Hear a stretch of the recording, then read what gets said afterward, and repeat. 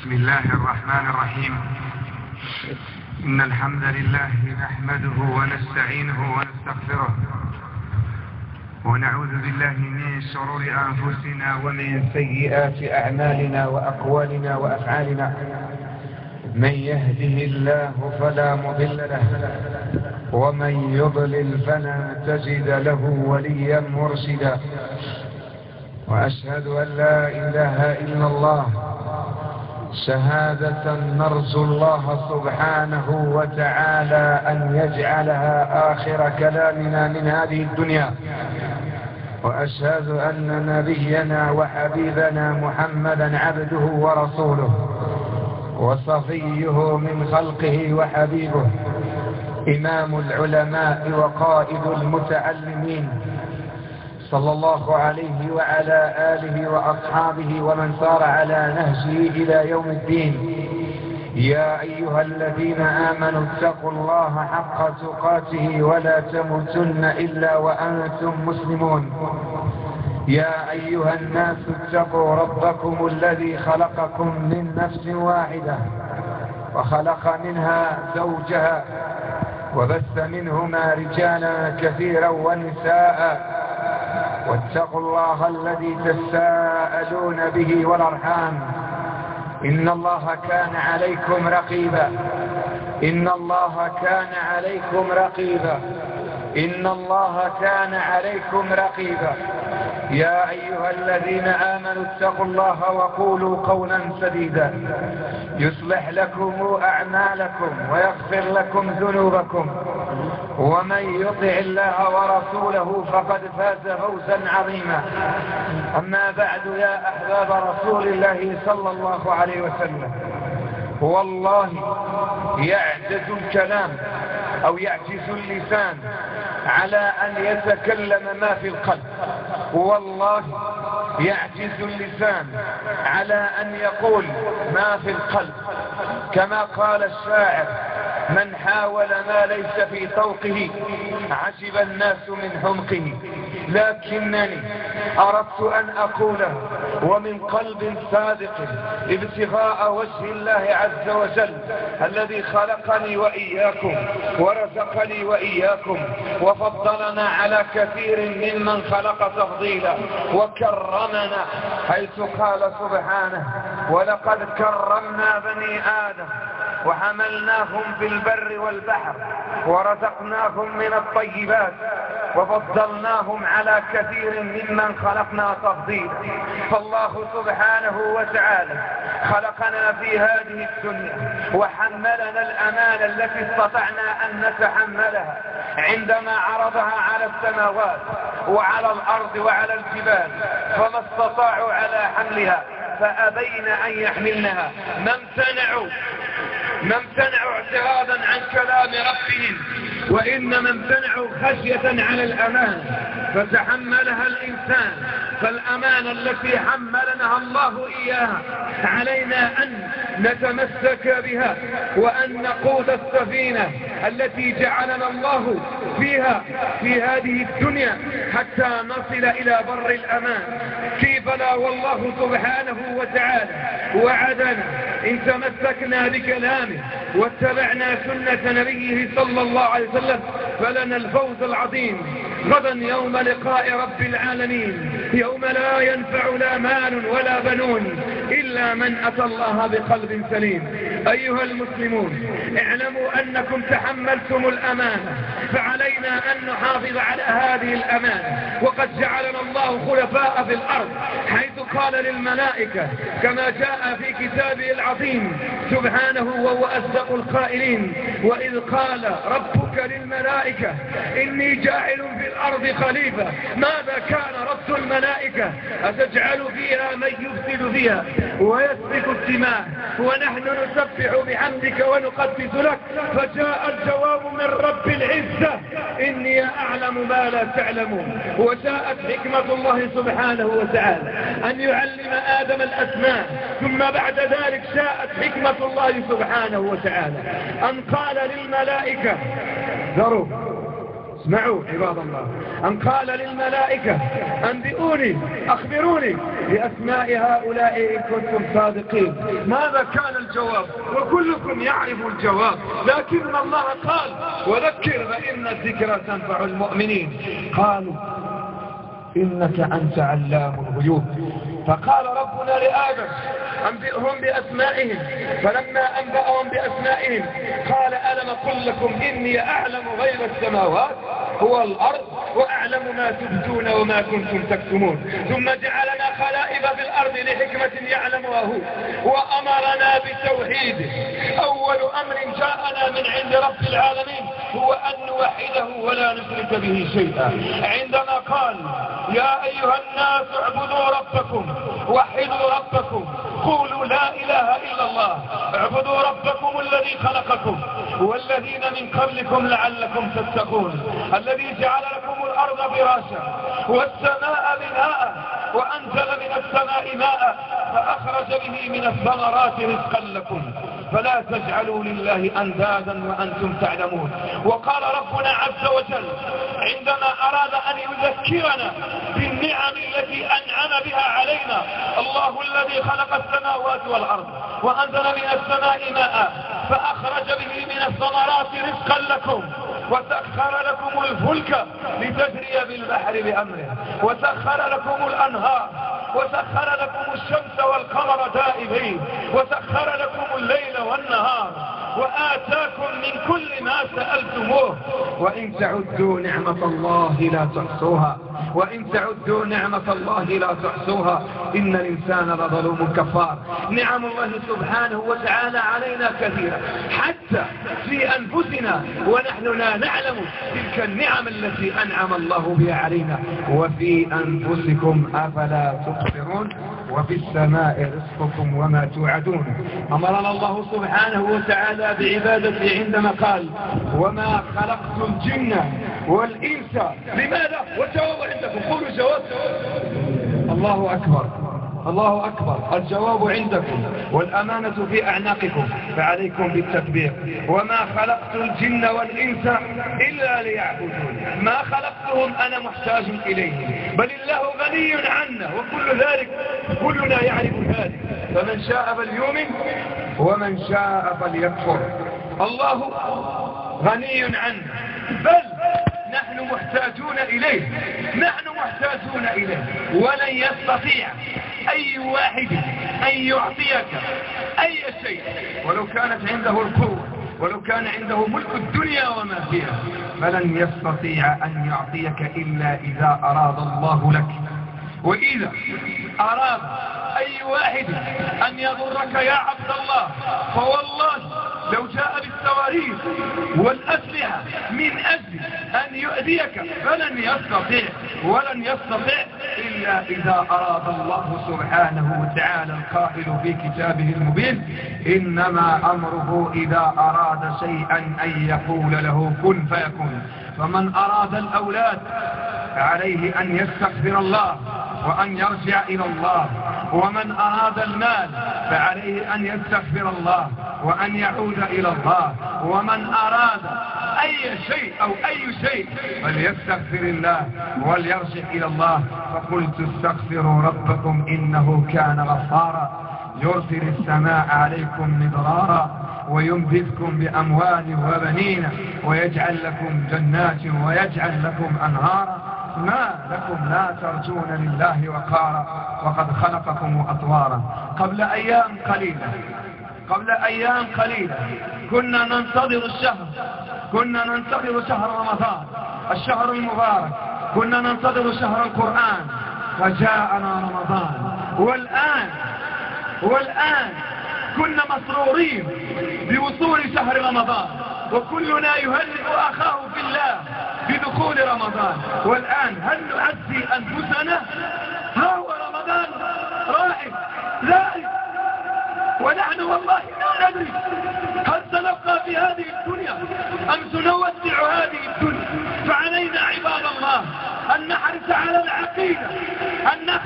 العقيدة وأنا أتأسف كثيرا الأسف عندما أسمع كثيرا من الخطباء لا يؤسسون العقيدة أو لا يقرأون لا يتكلمون في العقيدة، لأن العقيدة هي أهم شيء في الدين، هو توحيد رب العالمين واتباع سنة سيد الأولين والآخرين. ومن تمسك بكلام رب العالمين واتبع سنة سيد الأولين والآخرين فاز بجنات النعيم غدا يوم لقائه، إنه نعم المولى ونعم النصير. الدنيا تمر وتمشي وتجري، الدنيا مثل السيارة أو مثل الطائرة أو مثل الصاروخ، تجري ونحن نجري وراءها، ولا نحاسب أنفسنا ولا نراجع أنفسنا أين سنكون بعد هذه الدنيا، أين سنضع بعد رحيلنا ورجوعنا من هذه الدنيا، لأن الدنيا مجرد أيام قليلة وسنودعها أحببنا أم كرهنا. فقد ودعها سيد الخلق وودعها الأنبياء والمرسلون والملوك والرؤساء والوزراء والفقراء والمرضى وغير المرضى، كلهم رحلوا من هذه الدنيا. ابن آدم عندك ما يكفيك وأنت تطلب ما يطغيك، لا بقليل تقنع ولا بك. ابن آدم عندك ما يكفيك وأنت تطلب ما يطغيك، لا بقليل تقنع ولا بكثير تشبع. إذا أصبحت معافا في بيتك آمنا في جسدك عندك قوت يومك، فعلى الدنيا ما عليها وعليها الخراب. النفس تبكي على الدنيا وقد علمت أن لا سلامة فيها، لا دار للمرء يسكنها بعد الموت إلا التي كان في الدنيا بانيها، فإن بناها بخير طاب مسكنه وإن بناها بشر خاب بانيها. وأظن في هذا القدر كفاية، لكن أقول لكم شيئا واحدا كنتمنى نقولها باش يفهمونا كامل. كنتمنى أنا والله لا أأخذ ولن أأخذ وما بقاش نعود لكم، ما يبقاش نعود هذا. وخاك يجي بعض الناس ربما الشيطان يجري في قلوبهم سامحهم الله، يأخذ ويقول والله لن أأخذ ولن أأخذ أبدا، لن أأخذ ولو درهما واحدا إلا إن كان لبيت الله عز وجل، لبيت الله عز وجل. أقولها دائما وأبدا، والله لم أأخذ ولن أأخذ، وما تسمحوليش إلا تدي درهم واحدة من أجل المسجد، ولا تدي درهم واحدة ما تسمحوليش، ما عمري ندي ما عمري ندي، لأن هذا المسجد أنا قريت فيها في سبيل الله، وقروني الوالدين ديالي الله يجعلهم من أهل الجنة، هما اللي كافوا عليا وهما اللي صرفوا عليا، وباقي لحد الآن هما اللي كيصرفوا عليا، باقي لحد الآن أنا الوالدين هما اللي كيصرفوا عليا. جزاهم الله عنا وعن الإسلام أفضل الجزاء. أنا ماشي كنقول لكم هيدا باش نفتخر أو كنقول لكم هيدا باش تخلي الرياء، لأن الشيطان بيني وبينه طريق واسع والله عالم ما في قلبي سبحانه. أنا كنطلب منكم هذه خط في الله ضعيف محتاج إليكم، كنطلب منكم نهار اللي نودع هذه الدنيا ما تنسونيش بالدعاء. هذه اللي خصني منكم، نهار اللي نخرج من هذه الدنيا هذه ما تنسونيش بالدعاء. وكنتمنى كما جمعنا الله سبحانه وتعالى هنايا كاملين اي واحد فينا ما ينساش اخاه في الدعاء. هذا اللي كنطلب منكم، وادعوا معايا بالاخلاص، ادعوا معايا بالتقوى، وادعوا معايا بالصبر، وادعوا معايا بالتوفيق، وادعوا معايا الله سبحانه وتعالى ما يحرمنيش من المسجد، من المحراب ومن المنبر الى ان القى الله عز وجل، وان يكون عملي خالصا لوجهه، لاني اخشى من الله، واخشى ان ياتي الشيطان ويوسوس في قلبي وأصبح من الذين يقول لهم غدا يوم القيامة فعلتم ليقولوا فقد قيل اخذوا إلى النار والعياذ بالله. اللهم اجعل عملي لك خالصا يا رب العالمين. وانتم ادعوا في السجود ديالكم تبقوا على هذا العمل هذا، لأن إذا كان سيد الخلق الذي فضله الله على جميع الأنبياء والمرسلين والملائكة كان يقول اللهم يا مثبت القلوب. هذا شكون اللي يقول هذا؟ وجاوبوا لأننا ندعو ما شاء الله. شكون اللي يقول الجواب؟ قولوا أرجو. إذا شكون حنا مع النبي صلى الله عليه وسلم؟ شكون حنا مع النبي صلى الله عليه وسلم؟ هو قلت هادشي كتقول له كذا واتقي الله يقول لك وما لكش كنفرع.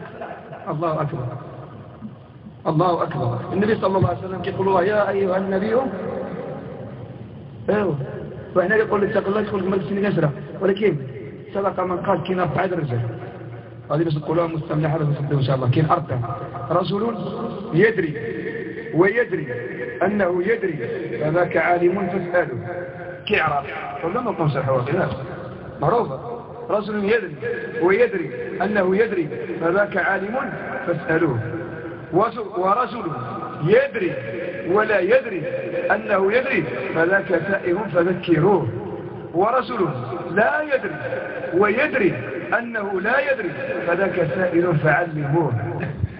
الحمد لله رب العالمين الرحمن الرحيم مالك يوم الدين إياك نعبد وإياك نستعين اهدنا الصراط المستقيم صراط الذين أنعمت عليهم غير المغضوب عليهم ولا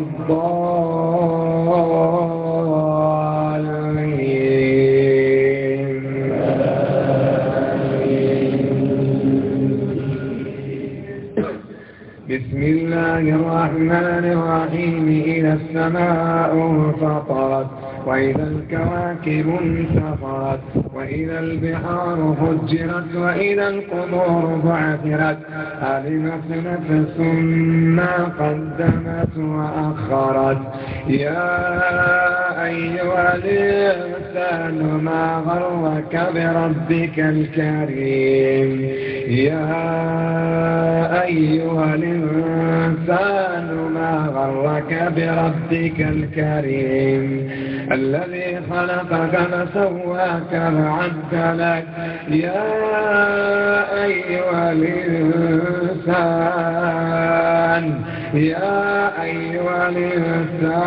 ما غرك بربك الكريم الذي خلقك فسواك فعدلك في أي صورة ما شاء ركبك يا أيها الإنسان ما غرك بربك الكريم الذي خلقك فسواك فعدلك في أي صورة ما شاء ركبك كلا بل تكذبون بالدين وإن عليكم لحافظين كراما كاتبين يعلمون ما تفعلون إن الأبرار لفي نعيم وإن الفجار لفي جحيم يصلونها يوم الدين وما هم عنها بغائبين وما أدراك ما يوم الدين ثم ما أدراك ما يوم الدين وما أدراك ما يوم الدين ثم ما أدراك ما يوم الدين يوم لا تملك نفس لنفس شيئا والأمر يومئذ لله. الله أكبر.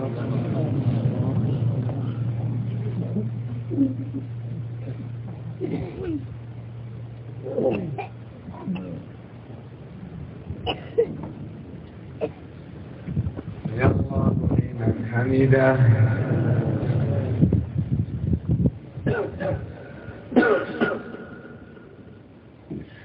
اللهم لك الحمد كله ولك الشكر كله وإليك يرجع الأمر كله علانيته وسرها أهلنا أنت أن تحمد وأهلنا أنت أن تعبد وأنت على كل شيء قدير.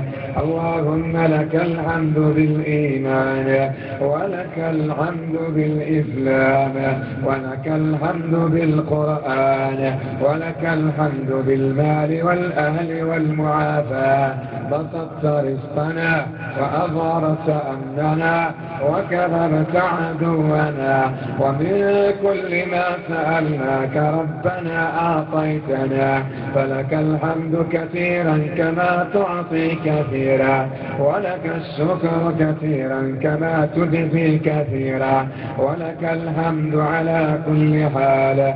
لك الحمد على نعمة الصيام، ولك الحمد على نعمة القيام، ولك الحمد على نعمة القرآن، لك الحمد على ما جعلتنا من الذين أحسنوا الحسنى.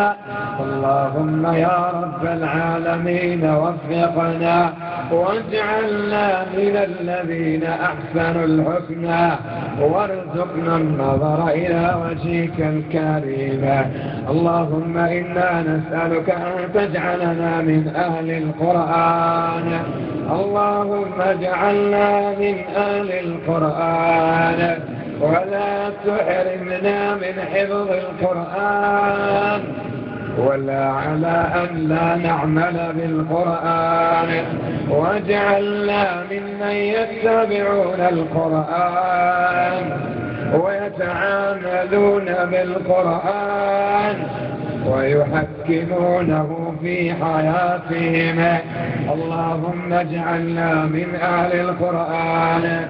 اللهم انفعنا وارفعنا بالقرآن العظيم.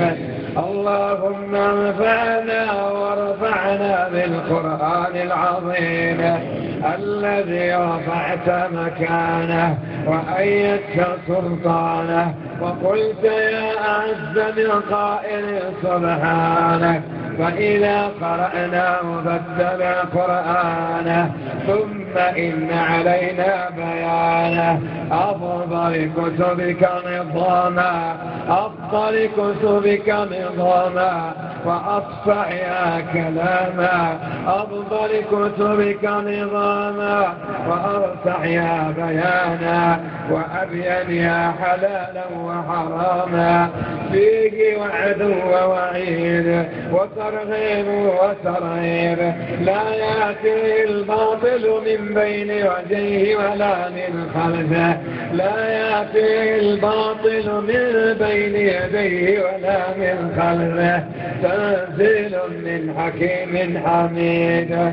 اللهم اجعله شفيعا لنا، اللهم اجعله شفيعا لنا، اللهم اجعله شفيعا لنا، واجعله مؤنسا لنا، اللهم اجعله مؤنسا لنا في القبور وشافعا لنا يوم النشور. اللهم اجعله شفيعا لنا يوم النشور ومؤنسا لنا في القبور.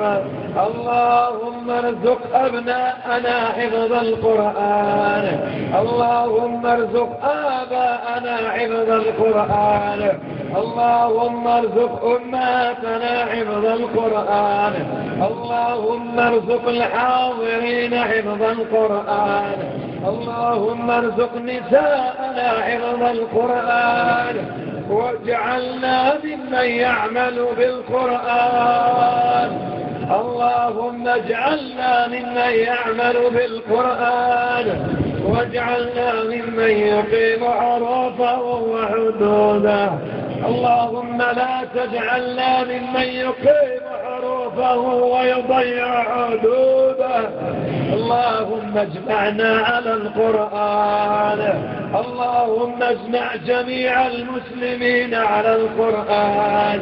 اللهم اجعل القرآن هو اللهم اجعل القرآن هو دستورنا، اللهم اجعله في حياتنا، واجعله في تحاكمنا، واجعله عند الممات مؤنسا لنا. اللهم اهدنا فيمن هديت، وعافنا فيمن عافيت، وعافنا فيمن عافيت وعافنا فيمن عافيت وتولنا فيمن توليت وبارك لنا اللهم فيما أعطيت وبارك لنا اللهم فيما أعطيت وقنا برحمتك واصرف عنا شر ما قضيت وقنا برحمتك واصرف عنا شر ما قضيت وقنا برحمتك وقنا برحمتك وقنا برحمتك واصرف عنا شر ما قضيت. اللهم اشف مرضانا اللهم اشف مرضانا اللهم اشف مرضانا. اللهم إن لنا إخوان وأخوات يطلبون الشفاء منك واللهم اشف مرضانا اللهم اشف مرضانا اللهم اشف مرضانا وعاف مبتلانا وعاف مبتلانا وعاف مبتلانا وانصرنا على من عادانا وانصرنا على من آذانا وانصرنا على من ظلمنا وانصرنا على من عادانا وانصرنا على من ظلمنا وانصرنا على القوم الكافرين. اللهم اغن الفقراء اللهم اغن فقراءنا اللهم اغن فقراءنا اللهم اغن فقراءنا وبارك لأغنيائنا وبارك لأغنيائنا. اللهم إنا نسألك الغنى ونعوذ بك من الفقر. اللهم إنا نسألك الغنى ونعوذ بك من الفقر. اللهم ارزقنا الغنى اللهم ارزقنا الغنى. اللهم اغننا بالإيمان واغننا بالاطمئنان واغننا بالاطمئنان واغننا بالاطمئنان واجعلنا ممن يحتاجونك ولا يحتاجون غيرك يا رب العالمين. اللهم لا تكلنا إلى أنفسنا طرفة عين اللهم لا تكلنا إلى أنفسنا طرفة عين ولا أقل من ذلك ولا أقل من ذلك. اللهم اهد شبابنا اللهم اهد شبابنا.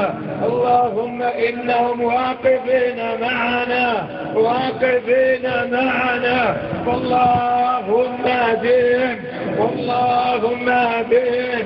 اللهم اهد شبابنا ونساءنا اللهم اهد شبابنا وبنات المسلمين. اللهم اهد شبابنا إلى التمسك بالكتاب والسنة يا رب العالمين. اللهم اجمعنا على لا إله إلا الله. اللهم أنزع من قلوبنا الحقد اللهم أنزع من قلوبنا الرياء اللهم أنزع من قلوبنا النفاق واجعلنا متحابين فيك واجعلنا متحابين فيك يا رب العالمين. اللهم من أراد الزواج من شباب المسلمين فاللهم سهل له اللهم يسر له اللهم يسر له اللهم يسر له يا رب العالمين. اللهم اهد نساءنا وبناتنا اللهم اهدهم إلى الحجاب اللهم اهدهم إلى الاحتجاب وإلى النقاب وصلهن أن يفتن أو يفتن.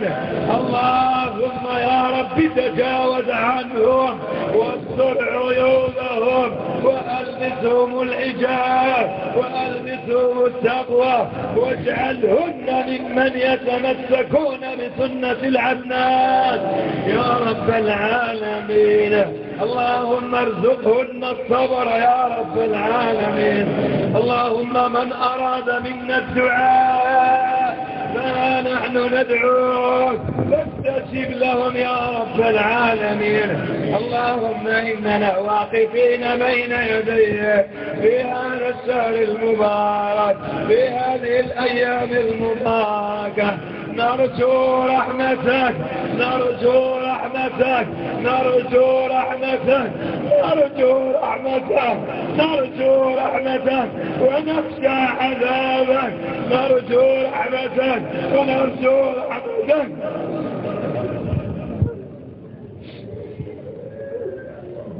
ونخشى عذابك. اللهم اجعلنا ممن أعتقتهم من النيران اللهم اجعلنا ممن أعتقتهم من النيران وكتبت أسماءهم في الجنان وكتبت أسماءهم في الجنان. اللهم بيض وجوهنا اللهم بيض وجوهنا يوم تبيض الوجوه وتسود الوجوه. اللهم اجعلنا ممن يأخذون كتابهم بأيمانهم اللهم اجعلنا ممن يأخذون كتابهم بأيمانهم يا رب العالمين.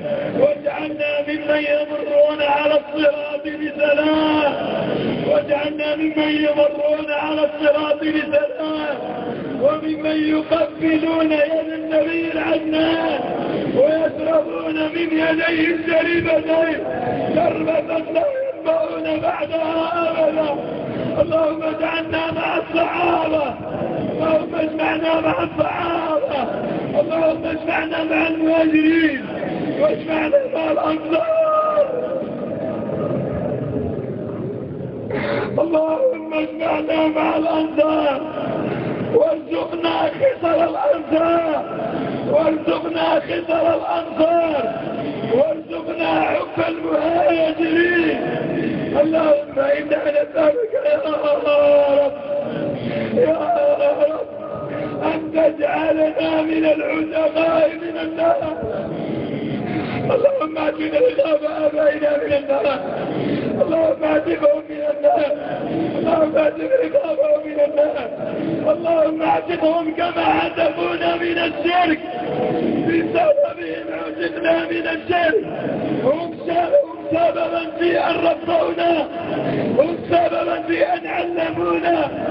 اللهم اعتقهم من النيران اللهم اعتقهم من النيران اللهم اعتقهم من النيران واجعلهم ممن يكونون السعداء.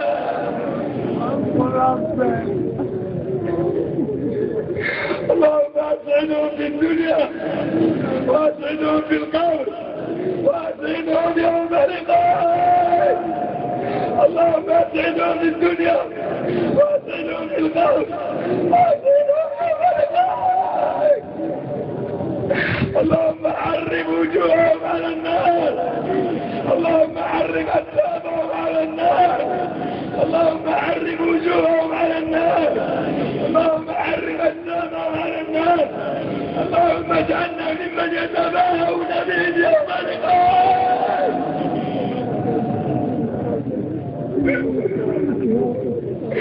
اللهم اجعلنا ممن يلبسونهم الزاد. اللهم اجعلهم يرقون معنا ونرقى معهم في الجنان. يا غفار يا غفار. اللهم اعتق رقابهم من النيران ورقاب أجدادنا ورقاب أجدادنا وجداتنا وأعمامنا وعماتنا وأخواننا وخالاتنا وأصدقائنا وأخواننا وأبنائنا ونسائنا وأبناء إخواننا وجيراننا وأصدقائنا وآباء أصدقائنا وكل من له الحق علينا وكل المسلمين عامة. اللهم اجعلهم معنا بالجنة واحشرنا مع الشهداء واجعلنا مع المتقين يا رب العالمين. اللهم تقبل منا القرآن اللهم تقبل منا القرآن واجعله بميزان قبولنا اللهم اجعله بميزان قبولنا يا رب العالمين. اللهم كل من وقف معنا اللهم كل من وقف معنا من المسؤولين ومن إخواننا الذين يكافحون معنا ممن يشربون الناس وممن يقومون بالنظام وممن بالتراضي، وكلهم اللهم اعتقهم من النيران، اللهم اعتقهم من النيران. وكذلك رجال الأمن الذين يطلقون الطيارات اللهم جازهم عنا، اللهم جازهم يا رب العالمين. اللهم انصرنا على الناس الأمارة بالسوء، اللهم أنزع الكبر والعقل والإبادة من قلوبنا. اللهم اجعلنا نلقاك وأنت راض عنا، اللهم اجعلنا نلقاك وأنت راض عنا. اللهم إننا نسألك يا الله، يا من يجيب المضطر، يا من يسمع كلامنا ويعلم سرنا وعلانينا ولا يخفى عليه شيء من أمرنا، أن تنزل الرعب على الطهائنة. اللهم أنزل الرعب على الطهائنة، اللهم شدد شملهم، اللهم شدد شملهم، اللهم شدد شملهم وفرق جمعهم، وفرق جمعهم، وفرق جمعهم. اللهم دمرهم تدميرا، اللهم اتهم بالعذاب، اللهم احرقهم في منازلهم، اللهم احرقهم في قلوبهم، اللهم رمل نساءهم، اللهم يتم اطفالهم، اللهم سدد شملهم، اللهم ارنا فيهم قدرتك، اللهم ارنا فيهم عجائب قدرتك. اللهم انهم آذونا وظلمونا وسفكوا دماءنا وقتلوا اطفالنا ورملوا نساءنا، وإليك نشكو، وإليك نشكو. اللهم دمرهم يا رب، اللهم دمرهم يا حكيم، اللهم دمرهم يا قدير. اللهم عليك بهم، اللهم عليك بهم، اللهم عليك بهم. اللهم نحن نطلب وأنت قل تدعوني أستجب لكم. اللهم استجب لنا وأرنا فيهم عجائب قدرتك. اللهم أفرح إخواننا في غزة، اللهم أفرحهم بالنصر المبين، اللهم أفرحهم بالنصر المبين. اللهم يا رب ارزقهم الصبر، اللهم يا رب ارزقهم الصبر، اللهم ارزقهم الصبر وتقبل منهم الاستشهاد، وتقبل منهم الاستشهاد، ولا تعلمنا أجرهم، ولا تعلمنا أجرهم، ولا تعلمنا أجرهم. اللهم انصر إخواننا المجاهدين، اللهم انصر إخواننا المستضعفين، اللهم انصر إخواننا المجاهدين، اللهم انصر إخواننا المستضعفين في كل مكان. اللهم عليك بأعداء الدين، اللهم عليك بأعداء الدين، اللهم عليك بأعداء الدين. اللهم لا تفرق جمعنا هذا في هذا الشهر إلا وأريتنا عجائب قدرتك فيه. اللهم أفرحنا يا رب، اللهم كما فرحتنا في هذه الأيام بقراءة القرآن، فأفرحنا بانتصار المسلمين على أعداء الدين، على أعداء الدين، على أعداء الدين. اللهم إنهم لا يعجزون، اللهم إنهم لا يعجزون، وأنت على كل شيء قدير. اللهم أرنا فيهم عجائب قدرتك، اللهم سلط عليهم جنودا من عندك. اللهم كما سلطت على قريش في بدر ملائكتك وشاركت معهم يا رب، فاللهم أرسل عليهم ملائكتك يا رب العالمين. اللهم أرسل عليهم ملائكتك يا رب العالمين. اللهم أرسل عليهم جنودا من عندك. اللهم شتت شملهم وفرق جمعهم واجعلهم يتمنون الموت ولا يجدونه يا رب العالمين. اللهم أرنا عجائب قدرتك. اللهم كما أفرحتنا في شهرون فأفرحنا بالصهاينة، أفرحنا بالصهاينة. اللهم دمرهم تدميرا، اللهم دمرهم تدميرا يا رب العالمين. ربنا لا تفرق جمعنا إلا بذنب مغفور وعمل متقبل مبرور. ولا تحرمنا من زيارة نبينا يا رب العالمين. اللهم لا تحرمنا من الذهاب إلى الكعبة، اللهم لا تحرمنا من الطواف. اللهم نحن محتاجون ومشتاقون إلى بيتك الحرام، اللهم اجعلنا ممن يذهبون إلى بيتك الحرام يا رب العالمين. اللهم ارحم جميع الشهداء المسلمين، اللهم ارحم جميع الشهداء المسلمين. اللهم وفق إمامنا وولي أمرنا بتوفيقك، اللهم وفقه بتوفيقك وأيده بتأييدك ملك المغرب، اللهم وفقه بتأييدك، اللهم هيئ له البطانة الصالحة التي تأخذ بيده ويأخذ بيدها إلى ما فيه مصلحة البلاد والعباد. اللهم وفقه، اللهم وفقه لما تحب وترضى. اللهم جازينا بالإسلام إحسانا واجعلنا ممن يتمسكون بسنة نبينا، وتجاوز عنا النسيان، وتجاوز عنا الأخطاء والنسيان، واجعلنا ممن يستمرون بالدعاء ويستمرون بالصلاة ويستمرون في الخطب، واجعل عملنا لك خالصا. اللهم لا تحرمنا، اللهم لا تحرمنا، اللهم لا تحرمنا، وزدنا وزدنا. اللهم فقهنا في ديننا، اللهم فقهنا في ديننا، واجعلنا ممن يعملون ويعلمون ويطبقون ويحافظون يا رب العالمين. اللهم ارزقنا ملكة الحفظ، اللهم ارزقنا ملكة الحفظ وفصاحة اللسان، وفصاحة اللسان. اللهم ارزقنا التواضع، اللهم ارزقنا التواضع، اللهم ارزقنا التواضع. اللهم باعد بيننا وبين من أراد لنا سوءا، اللهم باعد بيننا ومن أراد للمسلمين سوءا، اللهم باعد بيننا وبين من أراد لنا سوءا. اللهم يا رب احفظنا من عندك، اللهم احفظنا من عندك، اللهم احفظنا من عندك. اللهم تجاوز عنا يا رب العالمين. اللهم جازي عنا نبينا أفضل الجزاء، اللهم جازي عنا أفضل الجزاء، اللهم جازي عنا أفضل الجزاء. اللهم صل على محمد وعلى آل محمد كما صليت على إبراهيم وعلى آل إبراهيم، وبارك على محمد وعلى آل محمد كما باركت على إبراهيم وعلى آل إبراهيم إنك حميد مجيد. سبحان ربك رب العزة عما يصفون، والسلام على المرسلين، والحمد لله رب العالمين. الله أكبر.